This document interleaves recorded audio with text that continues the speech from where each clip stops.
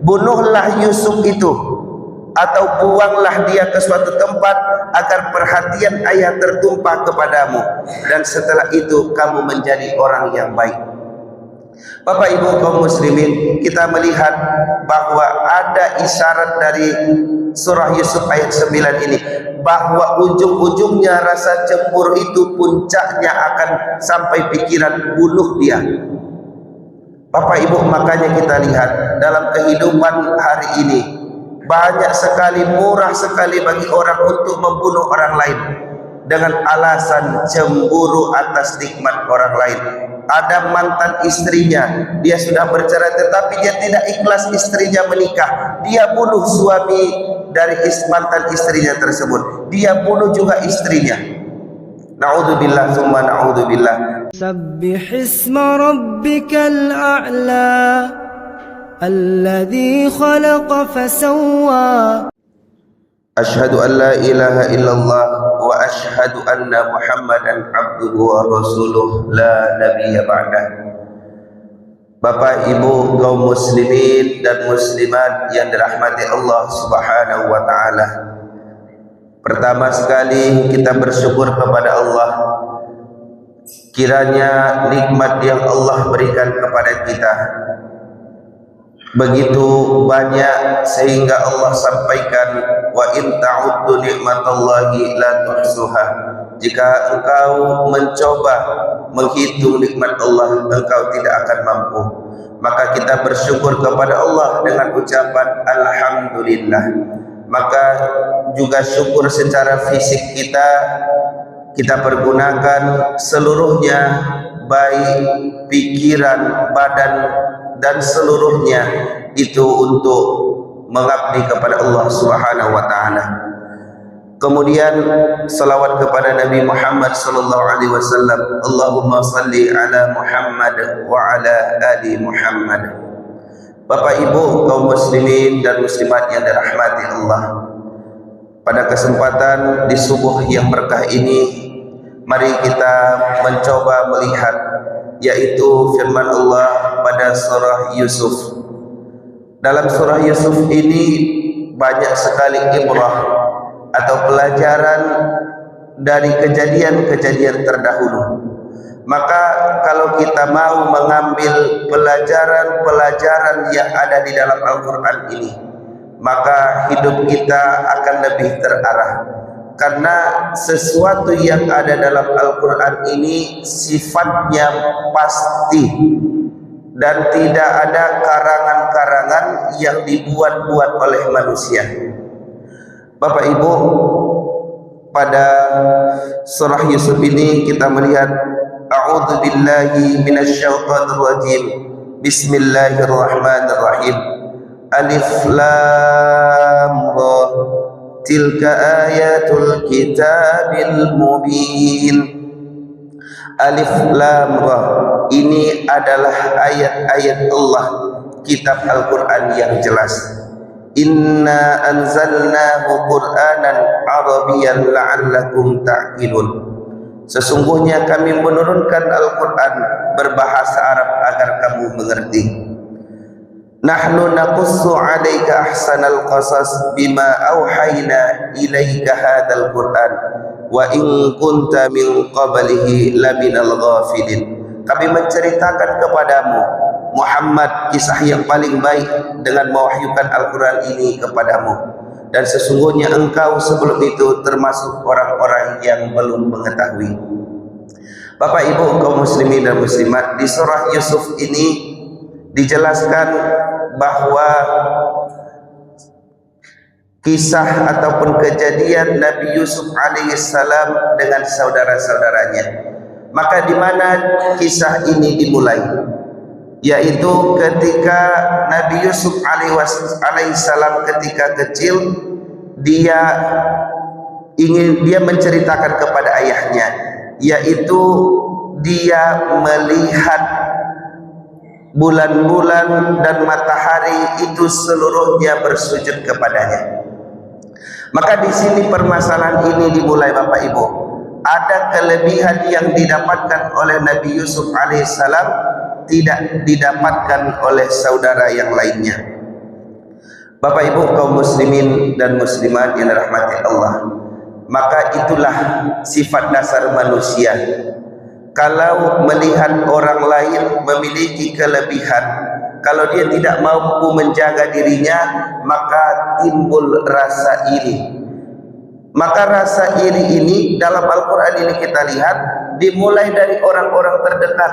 Sebagaimana Nabi Yusuf alaihissalam ketika mendapatkan kelebihan dan disayang oleh ayahnya disebabkan kebaikannya, maka saudara-saudaranya mulai tidak suka dengan itu.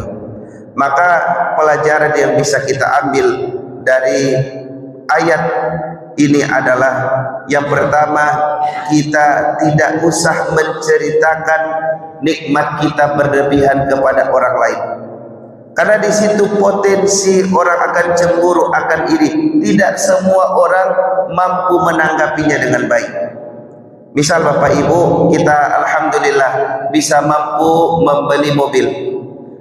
Sebagian hatinya yang bersih, dia akan mengucap alhamdulillah, luar biasa, nikmat Allah begitu luar biasa. Tapi bagi orang yang iri, dia akan merasa risih dengan itu, dia akan merasa cemburu dengan nikmat itu, sebagaimana yang terjadi pada Nabi Yusuf alaihissalam. Kemudian disebutkan juga di sini dalam ayat 5-nya, qala ya bunayya la taqsus ru'yaka ala ikhwatik fayakidu laka kaida. Wahai anakku, ini sosok Nabi Yakub alaihissalam menyampaikan kepada Nabi Yusuf, wahai anakku, jangan engkau ceritakan mimpimu kepada saudaramu, maka mereka akan membuat tipu daya bagi kamu dengan tipu daya yang luar biasa. Bapak Ibu kaum muslimin dan muslimat, maka di sini juga kita bisa mengambil pelajaran bahwa seorang ayah itu harus menasehati, harus bisa menggambarkan kemana arah anak-anaknya, harus mampu dia mengendalikan anak-anaknya sehingga anaknya terarah dalam kehidupan. Nabi Yakub alaihissalam mengingatkan kepada Nabi Yusuf, ya bunayya, wahai anakku tersayang, jangan ceritakan mimpimu kepada saudaramu, mereka nanti tidak senang, mereka akan melakukan tipu daya. Maka Bapak Ibu, kita yang sudah menjadi orang tua, mampu-mampu, pandai-pandai kita untuk mengelola bagaimana anak-anak kita ini supaya tidak bertengkar. Ada yang bisa kita sampaikan ke anak yang 1, 2, 3, ada yang tidak bisa kita sampaikan. Bukan kita berbohong, tetapi menjaga keharmonisan antara satu sama lain. Mungkin Bapak Ibu, si anak A ini butuh untuk uang kuliah, maka tidak harus kita ceritakan si B, si C, si D, karena kita sebagai orang tua yang bertanggung jawab, kita yang mengendalikan, maka tidak perlu kita sampaikan, karena itu bisa menimbulkan kecemburuan satu sama lain yang mereka sendiri belum paham maksud dan tujuannya. Maka di sini disebutkan, ya bunayya la taqsus ru'yaka ala ikhwatik. Kemudian Bapak Ibu kaum muslimin dan muslimat, kita melihat juga di ayat 7-nya, laqad kana fi yusufa wa ikhwati ayatul lisailin. Sungguh dalam kisah Nabi Yusuf ini dan saudara-saudaranya terdapat tanda-tanda kekuasaan Allah bagi orang-orang yang bertanya. Artinya Bapak Ibu, Nabi Yusuf ini begitu banyak pelajarannya. Kalaulah orang Islam ataupun setiap orang tua membaca kisah Nabi Yusuf alaihissalam, bagaimana Yakub merasakan kesedihan berlama-lama, yang berpuluh-puluh tahun menunggu bertemu dengan anaknya kembali. Kemudian Bapak Ibu yang kami muliakan, kita lihat juga di ayat 9-nya. Ini sudah sampai saudara-saudaranya bermuslihat. Mereka sudah memiliki fikiran yang buruk untuk saudaranya Yusuf. Apa mereka sampaikan pada ayat 9? Uqtulu Yusufa awitruhu ardai yakhlu lakum wajhu abikum wa takunu min ba'dihi qauman salihin. Bunuhlah Yusuf itu atau buanglah dia ke suatu tempat agar perhatian ayah tertumpah kepadamu, dan setelah itu kamu menjadi orang yang baik. Bapak Ibu kaum muslimin, kita melihat bahwa ada isyarat dari surah Yusuf ayat 9 ini, bahwa ujung-ujungnya rasa cemburu itu puncaknya akan sampai pikiran bunuh dia. Bapak Ibu, makanya kita lihat dalam kehidupan hari ini banyak sekali, murah sekali bagi orang untuk membunuh orang lain dengan alasan cemburu atas nikmat orang lain. Ada mantan istrinya, dia sudah bercerai tetapi dia tidak ikhlas istrinya menikah, dia bunuh suami dari mantan istrinya tersebut, dia bunuh juga istrinya. Naudzubillah tsumma naudzubillah. Maka di sini pelajaran kita ambil, cemburu itu begitu berbahaya, apalagi sudah kehilangan akal sehatnya. Uqtulu Yusuf, bunuhlah Yusuf atau buanglah dia, asingkan dia, kecilkan dia di tengah-tengah masyarakat. Maka banyak Bapak Ibu orang yang cemburu itu karena dia tidak mampu menyayanginya, maka dia menyebarkan fitnah sehingga dia terbuang, dikecilkan di tengah-tengah masyarakat. Ini banyak sekali Bapak Ibu, melihat saudaranya memiliki nikmat, dia tidak bisa menyayanginya, dia tidak mendapatkan apapun dari situ, dia merasa berhak atas itu, maka dia sebarkan fitnah, buanglah dia, asingkan dia. Kemudian dijelaskan juga di sini Bapak Ibu, begitu liciknya syaitan, begitu liciknya syaitan untuk menggoda manusia. Apa yang dia bilang? Bunuhlah dan buanglah Yusuf itu, wa takunu min ba'dihi qauman salihin. Setelah engkau bunuh dia, setelah engkau buang Yusuf itu, maka engkau setelah itu bertaubat, engkau kembali menjadi orang-orang soleh. Bapak Ibu, terkadang kita menjalani kehidupan ini, kita dibisikkan oleh syaitan, buatlah dosa itu, buatlah dosa itu, lakukan. Silakan korupsi dulu, nanti kamu bertaubat. Silakan berzina dulu, silakan minum minuman keras dulu, nanti kamu bertaubat. Padahal kita tidak tahu umur yang Allah berikan ini sudah tertentu oleh Allah, tapi kita tidak tahu sampai kapan Allah berikan masanya. Bapak Ibu kaum muslimin dan muslimat yang dirahmati Allah, maka godaan syaitan itu selalu membisikkan bahwa kita masih punya kesempatan untuk bertaubat. Orang yang korupsi itu Bapak Ibu, bisikannya itu silakanlah, korupsilah. Setelah ini baru kamu bertaubat, perbaiki sholatmu, perbaiki ibadahmu.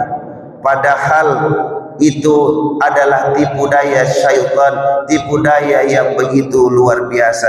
Bapak Ibu kaum muslimin dan muslimat yang dirahmati Allah, begitu banyak sebenarnya pelajaran yang bisa kita ambil dari Nabi Yusuf alaihissalam. Dalam kisah Nabi Yusuf alaihissalam, antara lainnya adalah bagaimana Nabi Yusuf mempertahankan keimanannya, mempertahankan prinsipnya.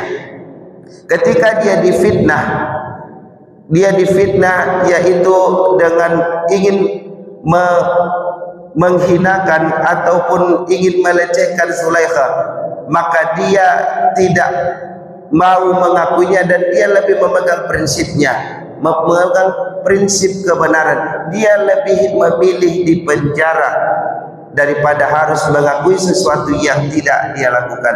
Maka itulah prinsip seorang muslim, itulah prinsip seorang mukmin.